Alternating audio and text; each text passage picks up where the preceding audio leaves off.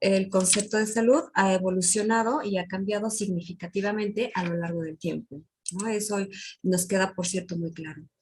Y por lo tanto, es imposible separar la salud y la enfermedad, porque tienen una compleja relación y tiene que explicarse como un continuo con diferentes niveles de equilibrio y que la separación de ambos sería sumamente difícil. Es como querer separar el cuerpo en dos mitades para podernos explicar, ¿no? Eh, Esto desde 1975 ya lo venía diciendo Terris, ¿no? Se ha visto, pues, entonces, que a través del tiempo, el hombre ha intentado en esta necesidad que todos tenemos de poder explicarnos lo que sucede a nuestro alrededor y dentro nuestro, hemos tenido que elaborar, bueno, nosotros no, pero en general las personas que se dedican, los estudiosos a esto, diferentes modelos para poder comprender cómo es que pasamos del estado de salud al estado de enfermedad. E incluso eh, personas, muchos conocedores, expertos, dicen que no podemos decirle estado, porque no estamos estacionados en él, sino que es un continuo y es un proceso que nos queda bien claro, que está concebido desde diferentes perspectivas. Y para ello, y para poder conceptualizar estos modelos, hemos tenido también que hacer uso de diferentes aspectos, entre ellos, pues, la parte médica, que nos habla de conceptualizar a la salud como algo somatofisiológico, que es lo que les platicaba hace un rato, que es lo que explica la enseñanza en la medicina y que nos habla de que la salud es un estado de bienestar físico, del organismo físico que ustedes pudieron haber leído en su lectura, ¿no? Y que por esa razón, pues la estructura de los planes de estudio, la estructura de la enseñanza, se hace en torno a esta concepción médica somatofisiológica. También está la psíquica, que involucra ya la psique, ¿no? Y que a mí me parece sumamente interesante que no la olvidemos, porque muchas de las patologías que en la actualidad podemos encontrar, no sabemos específicamente dónde se originaron, si en el soma o en la psique. Y de hecho, hay algunas que se clasifican como enfermedades psicosomáticas y hay algunas que son somatopsíquicas, porque no podemos determinar específicamente en dónde estuvo el origen. Y puede ser que alguien esté deprimido porque tiene un cáncer, pero a la vez puede ser que por el cáncer se deprimió. Y debemos siempre estar continuamente haciendo ese ejercicio. Y no olvidar que la mente es parte fundamental para el estudio de la salud y de la enfermedad. También tenemos a la concepción sanitaria, que es aquí donde entra la salud pública, porque justamente nos ayuda a referir a dos aspectos principales, el ambiente físico y a las personas que ocupan ese ambiente físico. Y aquí es en donde la salud pública echa mano y ha tratado de profundizar y de expandir esta parte, porque no podemos olvidarnos del ambiente y no podemos hacer de cuenta que solamente el cuerpo es el que se enferma, el ambiente también puede enfermarse. Están también las concepciones sociales, las que ven acá, en donde también se pueden explicar a través de cuestiones político-sociales, ¿no? Y en donde en este aspecto, en esta concepción, la salud es un bien y por lo tanto está regido por el Estado, está sumamente custodiado por él y se convierte entonces en un derecho para todos los ciudadanos y está en una carta declaratoria. En el caso de México, nuestro artículo cuarto constitucional, si quieren revísenlo, y que lo vamos a revisar también en la unidad 4, es el en donde está constituido y se establece el derecho a la salud. Y de ahí se desprenden, por ejemplo, la Ley General de Salud y muchas otras normatividades que tenemos para poder hacer que valer nuestro derecho como mexicanos. Después tenemos la concepción económica, ¿no? Que es la que nos habla de esta parte que ya hablaban sus compañeros de que si no tenemos el trabajo, que si no tenemos esto, no somos productivos y por lo tanto podemos llegar a enfermarnos y podemos mal cuidar nuestra salud. Bueno, pues este aspecto o esta concepción habla de que para mantener la productividad humana necesitamos la salud. Y por último tenemos la concepción cultural. La dejé al último porque ya les hablaba de la cuestión intercultural y esta concepción justamente nos habla de que la definición de salud depende del grupo social y de los roles sociales que cada persona tiene en esa sociedad. Y se explica desde que cada definición, que cada grupo social, llámese familia, llámese comunidad, llámese país, tiene de salud es peculiar. Y cada grupo considera normal lo que para ese grupo siempre se ha venido considerando normal. Esta definición de sentirse sano o de sentirse enfermo va a depender de esa concepción grupal que se ha interiorizado, que se ha hecho parte de un grupo social. Y bueno, pues esto nos habla de la relatividad que tiene la salud y la enfermedad en este momento y en cualquier otro momento. Explicar entonces la salud y la enfermedad es algo como sumamente difícil y debemos comprender entonces que es un proceso. Y un proceso, recordemos que es aquel conjunto de fases sucesivas de cierto fenómeno o de algún hecho que por sí es complejo. Y en este caso, bueno, esta es una definición que ustedes pueden encontrar en Google, si quieren búsquenla. Pero en este caso, estamos hablando de un proceso más bien histórico, por lo cual nos lleva a una definición un tanto más difícil, ¿no? Y hablamos entonces que el proceso salud-enfermedad pudieran ser un conjunto de hechos históricos relacionados entre sí y cada uno es causa y consecuencia de otro, que puede ser que mantengan una dinámica en la historia y pueden evolucionar a través del tiempo y en relación con otros hechos que están ocurriendo de manera simultánea. Entonces, como pueden darse cuenta en esta imagen que les presento aquí, podríamos pensar que este proceso puede llevarnos hacia uno u otro lado. Podríamos en algún momento estar en una zona neutra, es decir, podríamos estar en algún equilibrio, en un periodo prepatogénico, y podríamos decir que en algún momento tendríamos un elevado nivel de salud, de bienestar y gozar de una salud positiva. Pero cuando ese equilibrio y esta salud positiva se acaban, podríamos entonces pasar a la zona roja, a la pérdida de la salud. Pero entonces estamos en un ir y venir constantemente. No es algo que podamos definir, yo siempre estoy en zona neutra, o yo siempre estoy en salud positiva, o yo siempre estoy en pérdida de la salud. Y por lo tanto, hay diferentes niveles de análisis de este proceso, unos más complejos que otros, pero por lo regular, el que más se utilizó hasta hace poco tiempo fue el primer nivel, ¿no? En donde hablábamos de una unicausalidad y que ustedes saben bien que ya no es prevalente, ya no podríamos hablar de solo una causa en ningún momento.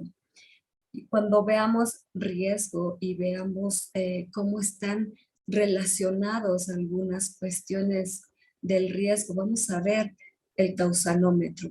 Cuando veamos causa suficiente, causa necesaria, vamos a ver cómo están relacionadas todas estas causas para generar una enfermedad.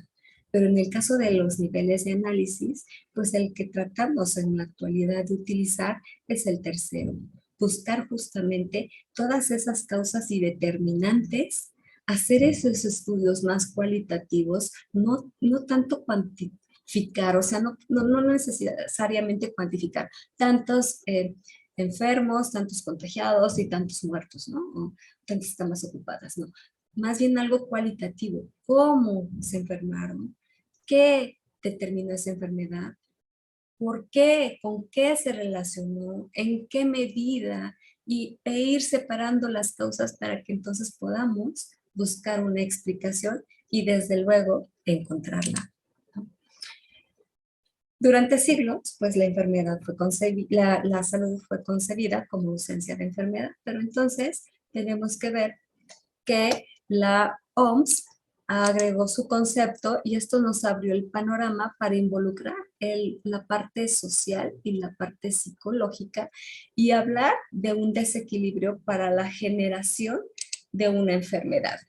Cuando la OMS abrió la puerta para la parte social, pues entonces el Estado dijo, ajá, ahora yo soy el encargado de resguardar. Y yo creo que en la actualidad debe de estar arrepentido de haberse hecho cargo de esto, ¿verdad? Porque ya ahora pues para todo estamos enfermos, es que no hay medicinas, es que esto, es que aquello, no sé qué, pero bueno, debemos aprender que todos estamos involucrados en la búsqueda de la salud y de la atención.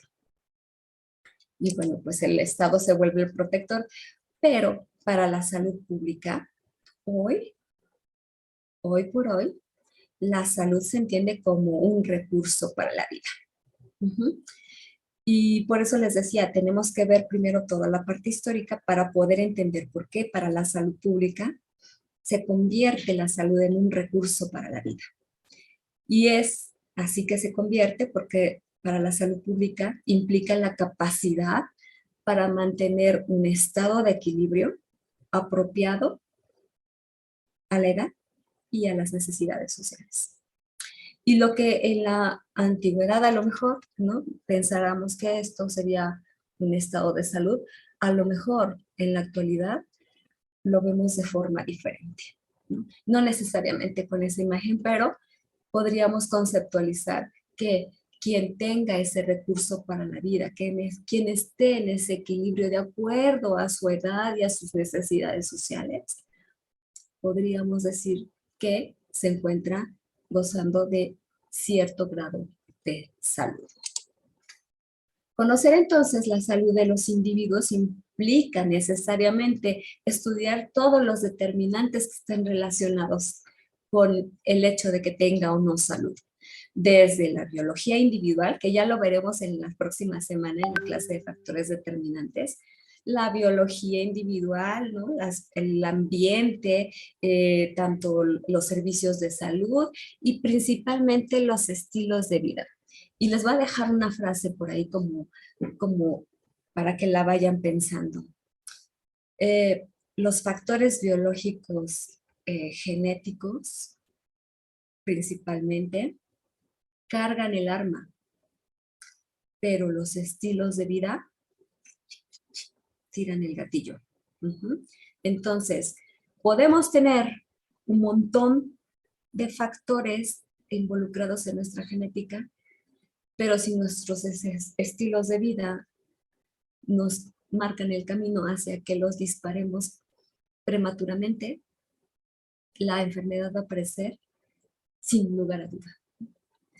Mientras nosotros tengamos un estilo de vida que vaya en contra de lo que nos está marcando nuestra historia genética, pues es probable que consigamos un poquito más, un chance más para poder gozar de más salud o más equilibrio o más recurso que si no lo hiciéramos. Y entonces las representaciones y prácticas de salud no son hechos aislados, ni tampoco son espontáneos, ni son ahistóricos. Tienen un desarrollo, tienen una ubicación temporal y tienen una ubicación espacial. Esta relación, obviamente, está involucrada con nuestra realidad económica, política, social y cultural de una comunidad. Y no es raro entonces encontrar todo este tipo de alimentación a nuestro alcance ahora, incluso hasta de nuestra casa, ¿no? Un Uber Eats y podemos pedir todo ese tipo de comida. Uh-huh. No tenemos que viajar hasta ningún lado como a Estados Unidos para unas hamburguesas y unas papas o un hot dog para una comida china. No necesariamente. Tenemos solo que levantar el teléfono y nos llega a nuestra puerta, ¿no? La salud entonces puede ser vista como un hecho social, con una organización cultural. Ven que la concepción está ahí, la concepción cultural. Alrededor de ella se van a elaborar diferentes formas de ver a la salud, entre ellas las culturas médicas locales. Y bueno, de esto nos habla nuestro sistema de salud. Cómo enfrentamos a los problemas de salud tiene mucho que ver con la cultura médica local. Ujú. Cómo enfrenta, por ejemplo, en estos momentos la COVID, España, cómo la enfrentamos aquí y cómo la enfrenta, no sé, Sudáfrica, tiene que ver con su cultura médica local. Y pareciera que todos estamos formados de forma metodológica, a lo mejor sistemática, todos los médicos no tenemos una formación científica. Sin embargo, insisto, cuando involucramos la parte social en la salud y el Estado se volvió nuestro regente o nuestro protector de la salud, él marca el Estado, marca las leyes y marca qué se puede hacer y qué no. Y dentro de ese marco están las cuestiones culturales, en donde prevalecen, porque definitivamente no es lo mismo la salud aquí en México que como nos la presentan en Estados Unidos. Bueno, estos yo sé que son imágenes de programas de televisión, pero créanme que no está tan alejado de la realidad, ¿no? No me refiero a la relación que hay entre ellos o al drama que se hace ahí o la facilidad con la que teóricamente diagnostican y hacen, no simplemente a la tecnología, a las herramientas y a la forma de organización diferente a la que, por ejemplo, podríamos tener en México, en la que seguimos haciendo atención en nivel primario de atención, diferente a cómo se hace en otros países, ¿no? De más desarrollados, con más tecnología. Aquí todavía no tenemos incluso rayos X en muchos lugares del país. Y pues bueno, la enfermedad, por lo tanto, definitivamente no es lo contrario de la salud, ¿no? La enfermedad tiene que ser o es un proceso autoorganizativo que también puede llamarse destructivo y que convierte al ser humano en enfermo.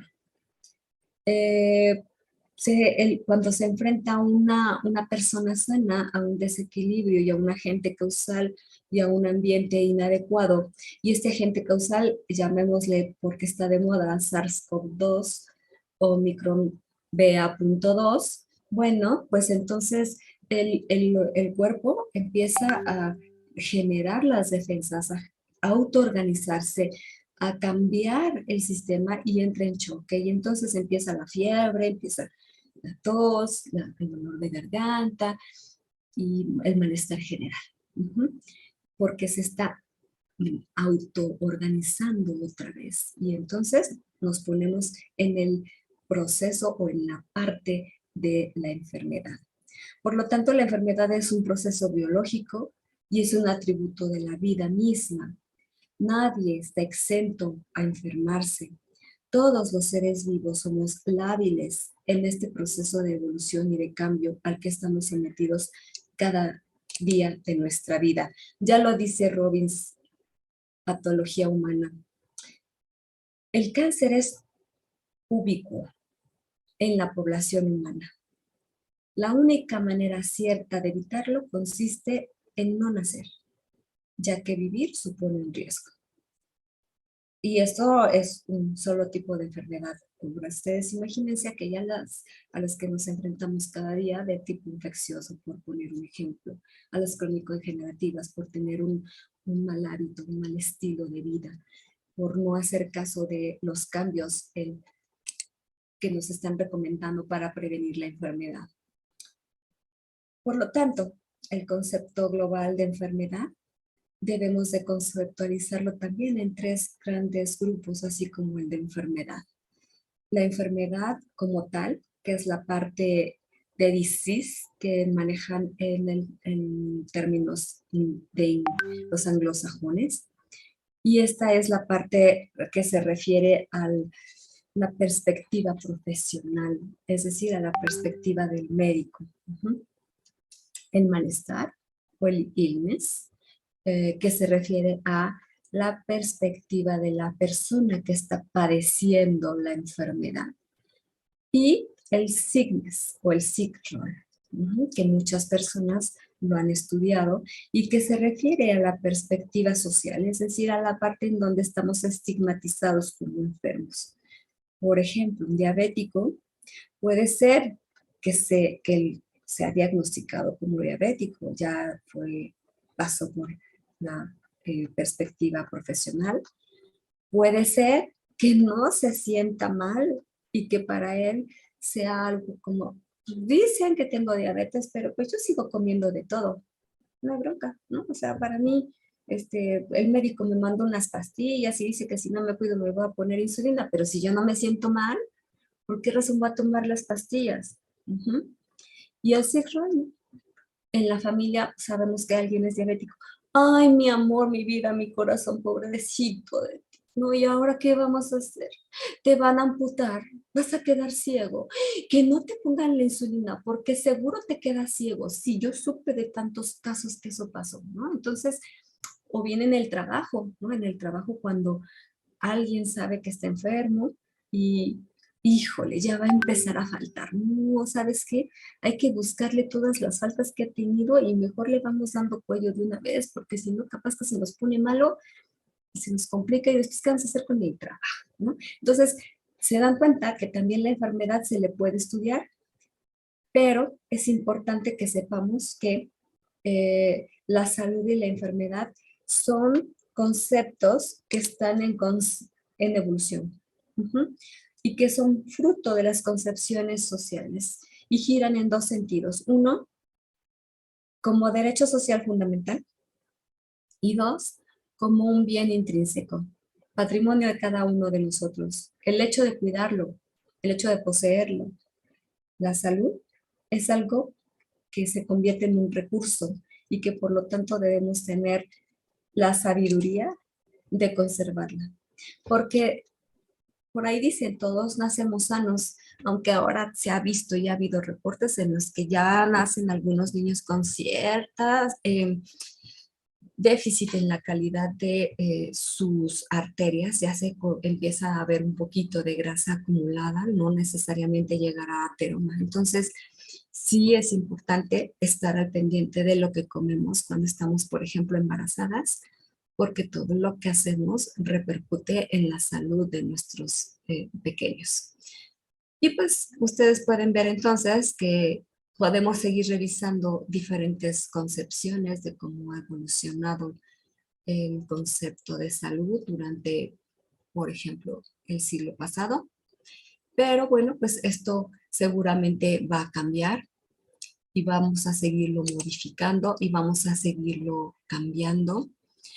Y de acuerdo con el texto que les envié de Arredondo, bueno, pues podemos ver que hay tres concepciones: la concepción tradicional, la moderna y pues la posmoderna. Y aquí les muestro como el cuadrito cómo podríamos ubicar cada uno de los modelos que nos presentó Arredondo, que ustedes revisaron y que ustedes seguramente hicieron algún resumen para poderlos conocer mejor.